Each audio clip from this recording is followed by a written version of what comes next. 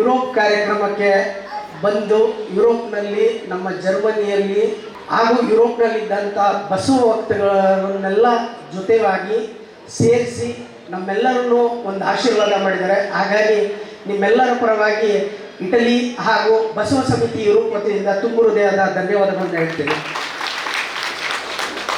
ಸ್ವಾಮೀಜಿಗಳ ಯುರೋಪ್ ಕಾರ್ಯಕ್ರಮ ಬಗ್ಗೆ ನಾನು ಹೇಳಬೇಕು ಅಂತ ಒಂದು 10-15 ನಿಮಿಷ ರೆಡಿ ಮಾಡ್ಕೊಂಡು ಬಂದಿದ್ದೆ. ಸ್ವಾಮೀಜಿಯವರು ಹೇಳ್ತಾ ಇದ್ದಾರೆ ಬರೀ 5 ನಿಮಿಷದಲ್ಲಿ ಮುಗಿಸ್ಕೊಡಪ್ಪ ಅಂತ ಹೇಳಿ.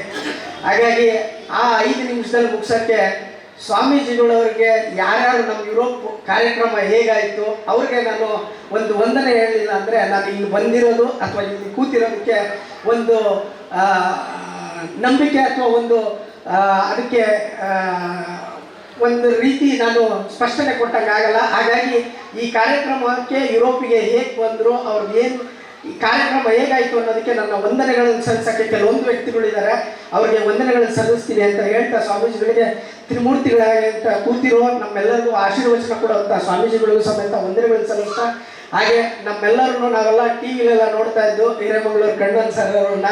ಇವತ್ತು ನಮಗೊಂದು ಸೌಭಾಗ್ಯ, ಶ್ರೀರಾಮ ನಮ್ಮನ್ನೆಲ್ಲ ನಿಮ್ಮ ಮುಂದೆ ನೋಡೋವಂಥ ಸೌಭಾಗ್ಯ ಕೊಟ್ಟಿದ್ದಾರೆ. ನಿಮಗೂ ಸಮೇತ ವಂದನೆಗಳನ್ನು ಸಲ್ಲಿಸ್ತೇನೆ. ಹಾಗೆ ಈ ಕಾರ್ಯಕ್ರಮದ ಸ್ವಾಮೀಜಿಗಳು ಯುರೋಪಿಗೆ ಬರೋಕ್ಕೆ ಮುಖ್ಯ ಕಾರಣ ನಮ್ಮ ರೋಹನ್ ಬೋರ್ಗಾವ್ಪುರಿಯವರು. ಅವರು ಸಮೇತ ತುಂಬ ಹಗಲು ರಾತ್ರಿ ಅಂದಲೇ ನಾವು ಇಟಲಿ ಅಥವಾ ಜರ್ಮನಿಲಿ 3:15 ಗಂಟೆ 4:15 ಗಂಟೆ ಡಿಫ್ರೆನ್ಸು. ನಾವು ಇಲ್ಲಿ ರಾತ್ರಿ 12 ಗಂಟೆ ಆದಾಗ ನಮ್ಗೆ 9 ಗಂಟೆ.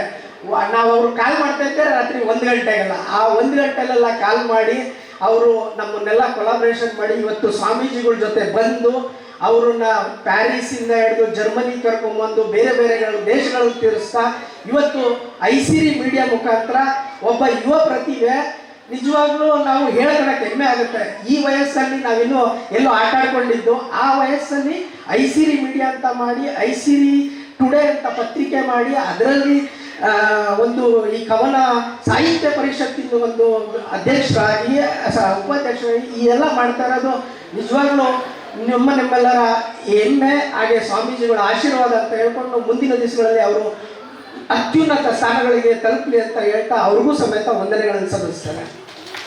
ಹಾಗೆ ಅವರ ಬೆನ್ನೆಲುಬಾಗಿ ನಮ್ಮ ನೆಚ್ಚಿನ ಶಾಸಕರಾದ ಡಿ ತಮ್ಮಣ್ಣ ಅವರು ಸಮೇತ ಈ ಸ್ವಾಮೀಜಿಗಳ ಯುರೋಪ್ ಪ್ರವಾಸಕ್ಕೆ ಬೆನ್ನೆಲುಬಾಗಿ ನಿಂತು ಅವರು ಸಮೇತ ಸ್ವಾಮೀಜಿಗಳು ಬಂದಾಗ ಯಾವಾಗಲೂ ಸಮೇತ ಕಾಲ್ ಮಾಡಿಕೊಂಡು ನಮ್ಮನ್ನೆಲ್ಲ ಫಾಲೋ ಅಪ್ ಮಾಡಿ ಅವ್ರಿಲ್ಲ ಅವರ ಅನುಪಸ್ಥಿತಿಯಲ್ಲಿ ಅವ್ರಿಗೂ ಸಮೇತ ಹೃತ್ಪೂರ್ವಕವಾದ ಧನ್ಯವಾದಗಳನ್ನು ತಿಳಿಸ್ತೇನೆ.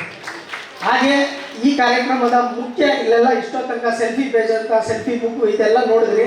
ಅದರ ಮುಖ್ಯಸ್ಥರು ಆದಂಥ ನಂದೀಶ್ ಬೆಣ್ಣೂರವರು ನಾವು ಫೋನಲ್ಲಿ ಮಾತಾಡ್ತಾ ಇದ್ರು ಸಮೇತ ನಮ್ಮ ರೋಹನ್ ಬೋರ್ಗಾವ್ಪುರಿ ಅವರು ಹೇಳ್ಕೊಂಡು ಇವತ್ತು ನಮ್ಮ ಕಾರ್ಯಕ್ರಮಕ್ಕೂ ಸಮೇತ ಅಲ್ಲಿ ಜರ್ಮನಿಯಲ್ಲಿ ವಿದೇಶದಲ್ಲಿ ಪ್ರಪ್ರಥಮ ಬಾರಿಗೆ ಯುರೋಪ್ನಲ್ಲಿ ಒಂದು ನಮ್ಮ ನೆಚ್ಚಿನ ತಾಯ್ನಾಡಿನ ಒಂದು ಆ್ಯಪ್ ನಾವು ನಮ್ಮ ಯುರೋಪ್ನಲ್ಲಿ ನಾವು ಹೆಮ್ಮೆಯಿಂದ ಅವರನ್ನು ಪರಿಚಯಿಸಿದ್ದೀವಿ.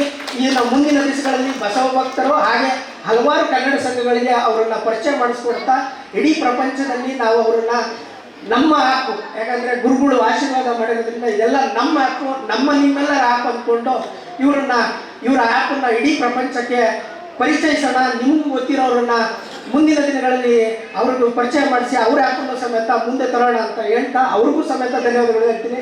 ಯಾಕಂದರೆ ನಮ್ಮ ಯುರೋಪ್ ಬಸವ ಸಮಿತಿ ಕಾರ್ಯಕ್ರಮಕ್ಕೂ ಸಮೇತ ಅವರು ಪ್ರೋತ್ಸಾಹಧನ ಹೇಗೆ ಈಗ ಇದು ಮಾಡಿದ್ದಾರೆ ಅದೇ ಥರ ನಮ್ಮ ಪ್ರೋತ್ಸಾಹಧನವನ್ನು ಕೊಟ್ಟಿದ್ದಾರೆ, ದಾನಿಗಳಾಗಿದ್ದಾರೆ. ಅವ್ರಿಗೂ ಸಮೇತ ಹೃತ್ಪೂರ್ವಕವಾದ ವಂದನೆಗಳು.